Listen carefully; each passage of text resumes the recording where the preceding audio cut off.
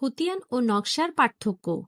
জমি বাড়ি নিয়ে সবচেয়ে বেশি বিভ্রান্তি হয় দুটো জিনিস নিয়ে, খতিয়ান আর নকশা। অনেকে ভাবে দুটো একই জিনিস, কিন্তু না। চলুন সহজ ভাষায় জানি পার্থক্যটা। নাম্বার 1, খতিয়ান, রেকর্ড অফ রাইটস।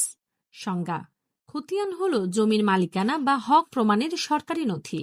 তথ্য: এতে জমির মালিকের নাম, দাগ নম্বর, জমির পরিমাণ, শ্রেণী, ধরন, জমা ইত্যাদি বিস্তারিতভাবে লেখা থাকে। উত্তর: এক কথায় এই জমির মালিককে, তার উত্তর দেয় খতিয়ান। প্রকারভেদ: খতিয়ান সাধারণত সিএস, এসএ, আরএস, বিএস ইত্যাদি নামে হয়, সময় অনুযায়ী, জরিপ অনুযায়ী। নাম্বার 2, নকশা বা ম্যাপ। সংজ্ঞা: নকশা হলো জমির অবস্থান বোঝার সরকারি মানচিত্র। তথ্য: এতে দেখা যায় জমি কোথায়, কোন দিক দিয়ে রাস্তা, পাশের জমির দাগ নম্বর, প্রতিবেশী কারা ইত্যাদি। উত্তর: এক কথায় জমিটা কোথায় আছে তার উত্তর দেয় নকশা। সহজ পার্থক্য: বিষয়: খতিয়ান, নকশা কাজ, মালিকানা প্রমাণ করে, জমির অবস্থান দেখায়।